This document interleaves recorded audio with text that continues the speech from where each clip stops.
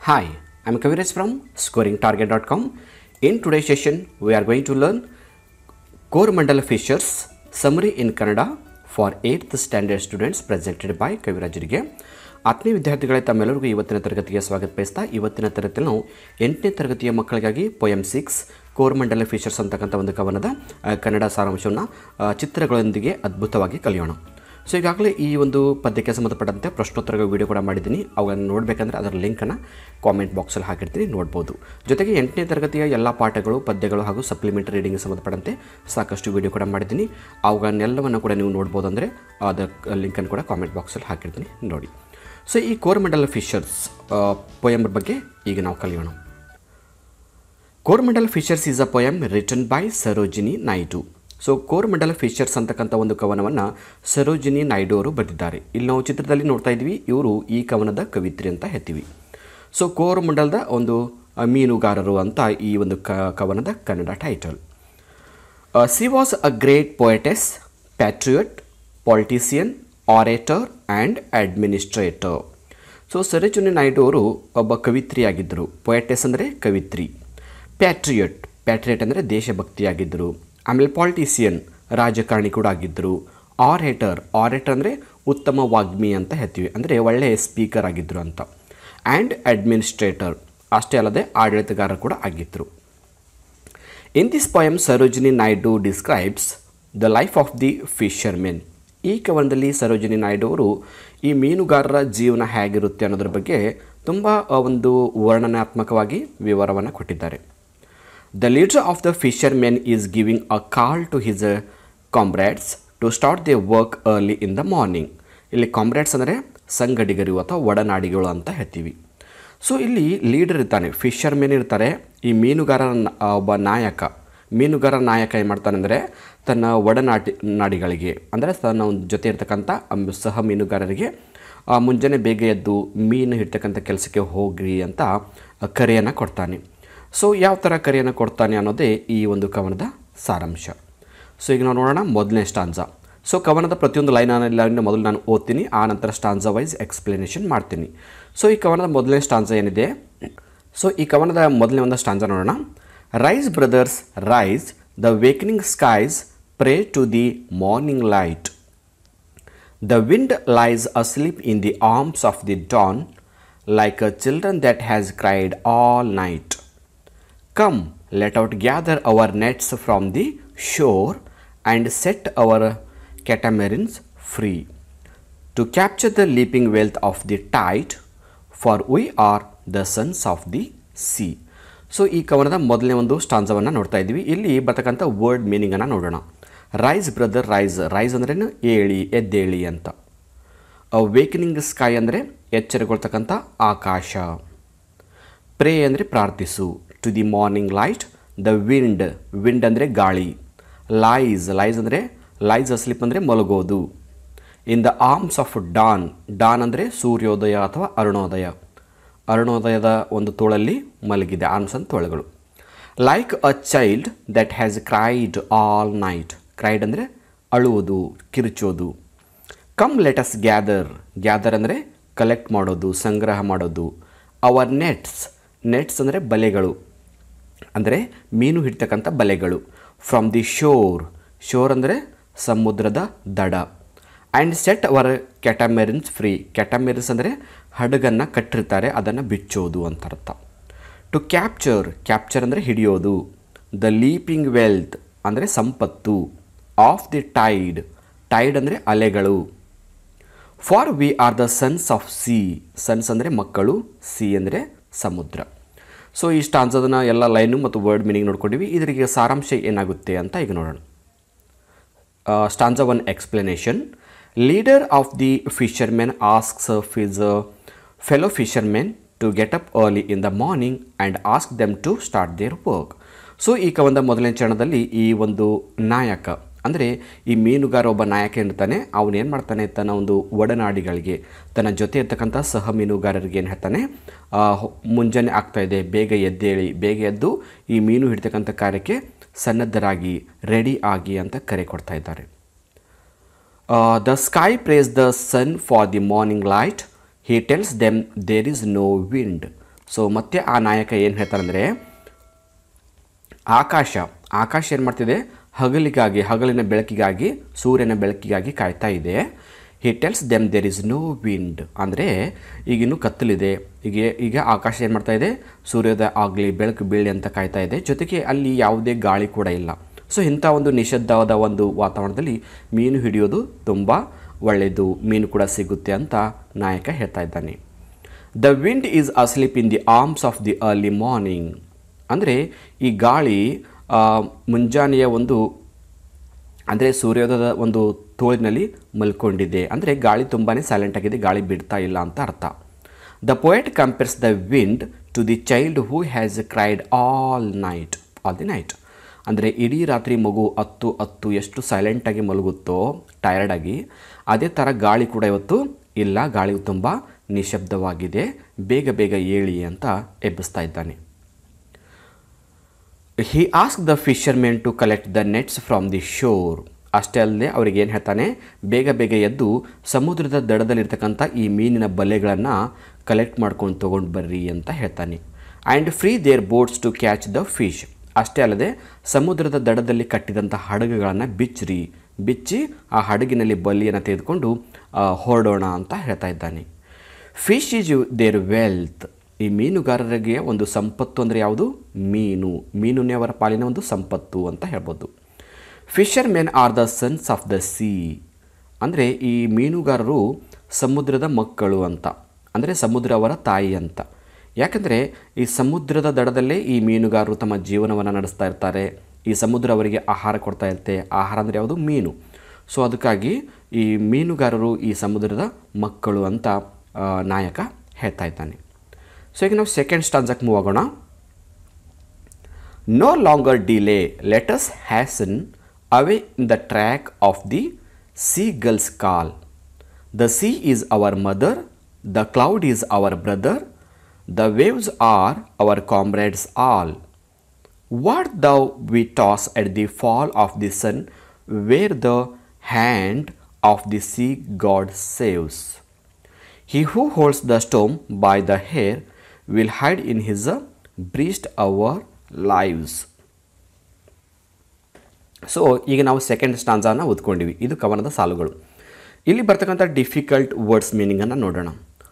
No longer delay ಅಂದರೆ ತಡ ಮಾಡೋದು, ತಡ ಮಾಡಬೇಡಿ ಅಂತ ಹೇಳ್ತಾ ಇದ್ದಾನೆ. ಲೆಟಸ್ ಹ್ಯಾಸನ್ ಅಂದರೆ ಅವಸರ, ಬೇಗ ಅಂತ.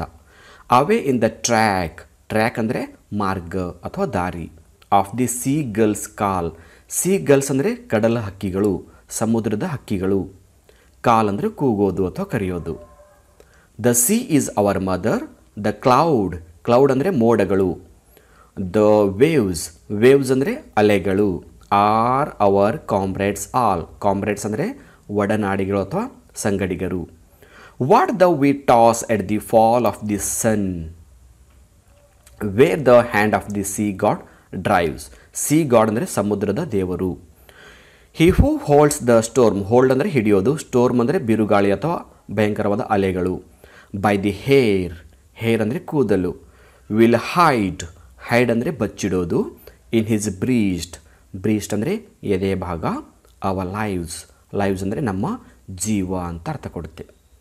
ಓಕೆ, ನಾವು ಸೆಕೆಂಡ್ ಸ್ಟಾಂಜಾ ಲೈನನ್ನು ಓದ್ಕೊಂಡಿವಿ, ಜೊತೆಗೆ ಇದರ ವರ್ಡ್ ಮೀನಿಂಗನ್ನು ನೋಡ್ಕೊಂಡಿವಿ.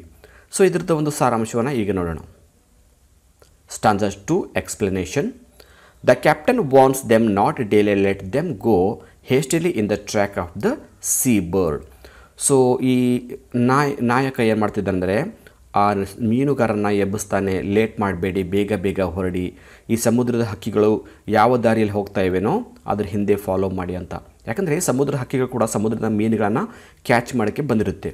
ಸೊ ಆ ಹಕ್ಕಿಗಳು ಎಲ್ಲಿ ಹಾರ್ತಿರ್ತೋ ಅಲ್ಲಿ ಜಾಸ್ತಿ ಮೀನು ಇರ್ಬೋದು, ಅದಕ್ಕಾಗಿ ಬೇಗ ಆ ಪಕ್ಷಿಗಳು ಕೂಗ್ತಕ್ಕಂಥ ದಾರಿಯಲ್ಲಿ ಹೊರಡಿ ಅಂತ ನಾಯಕ ಅವರನ್ನು ಎಬ್ಬಿಸ್ತಾ ಇದ್ದಾನೆ. The leader says that sea is their mother because they born and brought up near the sea. Brought up ಅಂದ್ರೇನು, ಬೆಳೆಯೋದು. ಸೊ ಆ ನಾಯಕ ಹೇಳ್ತಾನೆ ಸಮುದ್ರನೇ ನಮ್ಮ ತಾಯಿ ಅಂತ, ಸಮುದ್ರವನ್ನು ತಾಯಿಗೆ ಹೋಲಿಸ್ತಾರೆ. Because they born and brought up near the sea, ಯಾಕಂದರೆ ಈ ಮೀನುಗಾರರು ಹುಟ್ಟಿದ್ದು ಬೆಳೆದಿದ್ದು ಸಮುದ್ರದ ದಡದಲ್ಲಿ. ಸೊ ಸಮುದ್ರ ಅವರಿಗೆ ಆಹಾರವನ್ನು ಕೊಡ್ತಾ ಇರುತ್ತೆ. ಯಾವ ಥರ ನಮ್ಮ ತಾಯಿ ನಮಗೆ ಆಹಾರವನ್ನು ಕೊಡ್ತಾಳೆ ಮಕ್ಕಳಿಗೆ, ಅದೇ ಥರ ಸಮುದ್ರ ಕೂಡ ಆ ಮೀನುಗಾರರಿಗೆ ಮೀನನ್ನು ಆಹಾರವಾಗಿ ಕೊಡ್ತಾ ಇರುತ್ತೆ.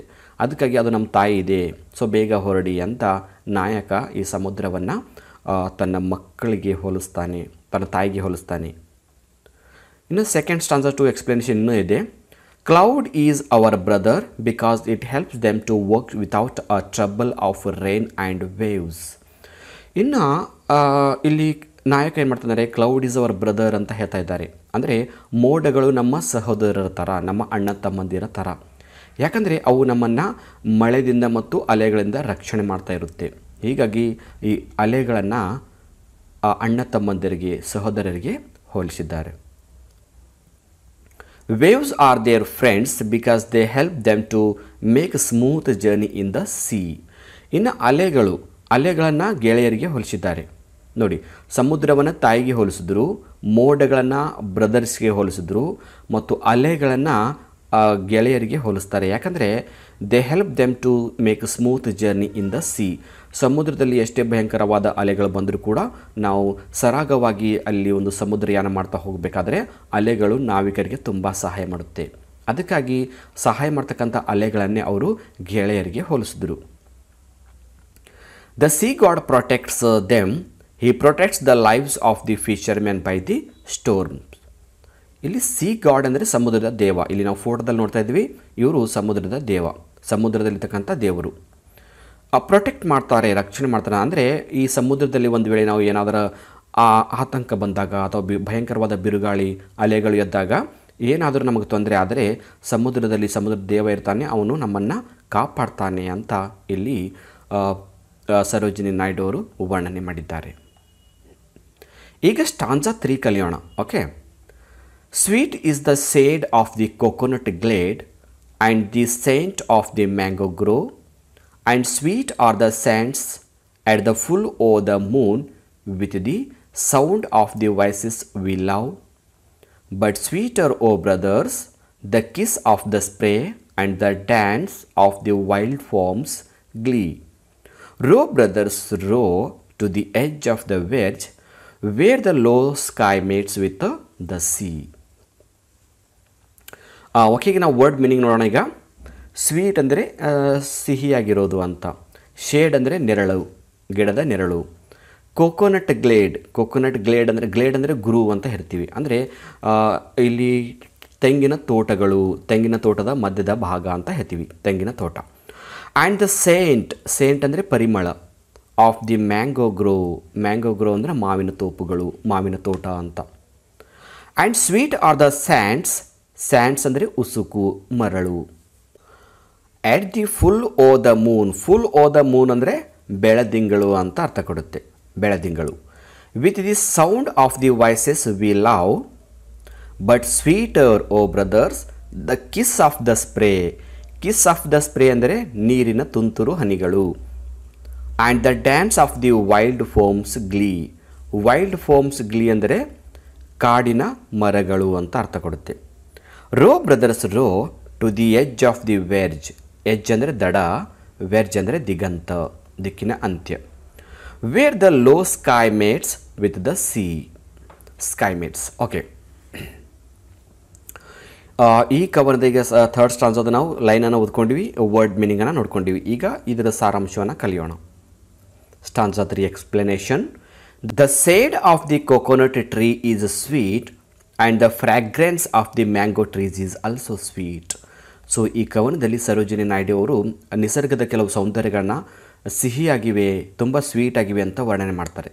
ಮೊದಲನೇದಾಗಿ ಅವರು ಈ ತೆಂಗಿನ ಮರದ ಒಂದು ತೋಟದ ಮಧ್ಯದ ಜಾಗ ಆಗಿರ್ಬೋದು, ಈ ಲೈನ್ಸ್ ಆಗಿರ್ಬೋದು, ಫೋಟೋದಲ್ಲಿ ಕಾಣ್ತಾ ಇದ್ದೀವಿ, ಈ ತೆಂಗಿನ ತೋಟ ನೋಡಲಿಕ್ಕೆ ತುಂಬ ಸ್ವೀಟ್ ಆಗಿರುತ್ತೆ ಮಾರ್ನಿಂಗಲ್ಲಿ ಅಂತ ಹೇಳ್ತಾರೆ. ಆ್ಯಂಡ್ ದ ಫ್ರಾಗ್ರೆನ್ಸ್ ಅಂದರೆ ಪರಿಮಳ, ಅಂದರೆ Saint of the mango tree is also sweet. ಇನ್ನು ಮಾವಿನ ತೋಪುಗಳ ಅಥವಾ ಮಾವಿನ ತೋಟಗಳ ಒಂದು ಪರಿಮಳ ಏನಿರುತ್ತೆ ಅದು ಕೂಡ ತುಂಬ ಸ್ವೀಟ್ ಆಗಿರುತ್ತೆ ಅಂತ ಹೇಳಿದ್ರು. ಒಂದು ಕೋಕೋನಟ್ ಟ್ರೀ, ಇನ್ನೊಂದು ಮ್ಯಾಂಗೋ ಟ್ರೀ.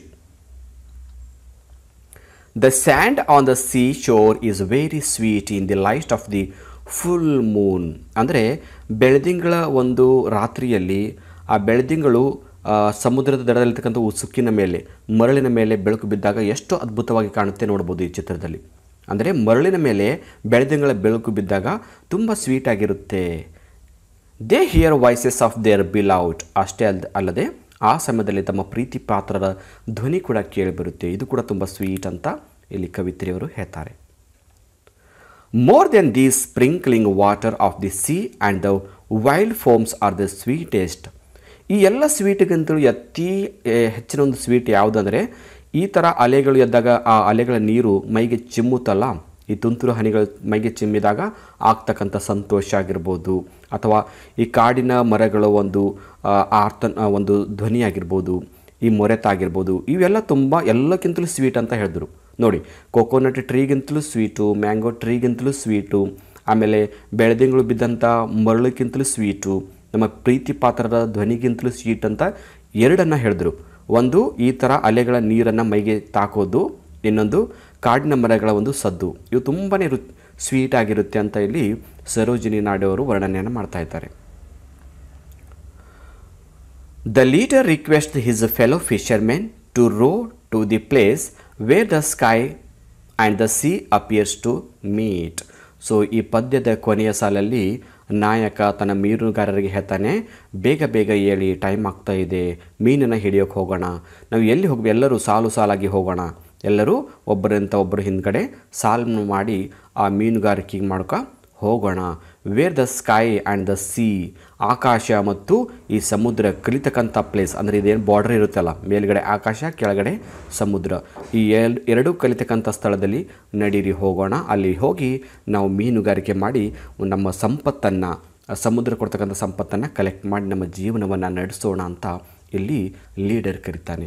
ಸೊ ಇಷ್ಟು ಅದ್ಭುತವಾಗಿ ಸರೋಜಿನಿ ನಾಯ್ಡು ಅವರು ಮೀನುಗಾರರ ಜೀವನ ಹೇಗಿರುತ್ತೆ ಮತ್ತು ಅವರಿಗೆ ಸಮುದ್ರ ಅಂದರೆ ಹೇಗೆ, ಅಲೆಗಳಂದರೆ ಯಾವ ಥರ, ಮತ್ತು ಮೋಡಗಳಂದರೆ ಎಷ್ಟು ಒಂದು ರಿಲೇಷನ್ ಇರುತ್ತೆ ಅನ್ನೋದನ್ನು ತುಂಬ ಅದ್ಭುತವಾಗಿ ವರ್ಣನೆ ಮಾಡಿದ್ದಾರೆ. ಇಲ್ಲಿವರೆಗೆ ನಾವು 3 ಸ್ಟಾನ್ಸಾದ ಒಂದು ಲೈನ್ಗಳು, ವರ್ಡ್ ಮೀನಿಂಗ್ಗಳು ಮತ್ತು ಸಮರಿಯನ್ನು ಕಲ್ತಿದ್ವಿ. ಈಗಾಗಲೇ ಈ ಪದ್ಯಕ್ಕೆ ಸಂಬಂಧಪಟ್ಟಂತೆ ಇಂಪಾರ್ಟೆಂಟ್ ಕ್ವಶನ್ಸ್ ಆನ್ಸರ್ ವೀಡಿಯೋ ಕೂಡ ಮಾಡಿದ್ದೀನಿ. ಅವುಗಳನ್ನೆಲ್ಲವನ್ನು ನೋಡಬೇಕಂದ್ರೆ ಅದರ ಲಿಂಕನ್ನು ಕಾಮೆಂಟ್ ಬಾಕ್ಸಲ್ಲಿ ಹಾಕಿರ್ತೀನಿ, ನೋಡಿ. ಮತ್ತು ಇವತ್ತಿನ ಈ ವಿಡಿಯೋ ನಿಮಗೆ ಹೇಗೆ ಅನ್ನಿಸ್ತು ಅನ್ನೋದನ್ನು ನಿಮ್ಮ ಸಜೆಷನ್ಸನ್ನು ಕಾಮೆಂಟ್ ರೂಪದಲ್ಲಿ ಕೊಡಿ. ಜೊತೆಗೆ ನಮ್ಮ ಈ ವಿಡಿಯೋ ಇಷ್ಟ ಆದರೆ ಒಂದು ಲೈಕ್ ಮಾಡಿ ಮತ್ತು ನಿಮ್ಮ ಎಲ್ಲ ಫ್ರೆಂಡ್ಸ್ ಗ್ರೂಪಲ್ಲಿ ಶೇರ್ ಮಾಡ್ಕೊಳ್ಳಿ ಅಂತ ಹೇಳ್ತಾ ಇವತ್ತಿನ ಕ್ಲಾಸನ್ನು ಇಲ್ಲಿಗೆ ಎಂಡ್ ಮಾಡ್ತಾ ಇದ್ದೀನಿ. So thank you all for watching the video. If you like the video, subscribe to our channel to get more videos. Thank you all.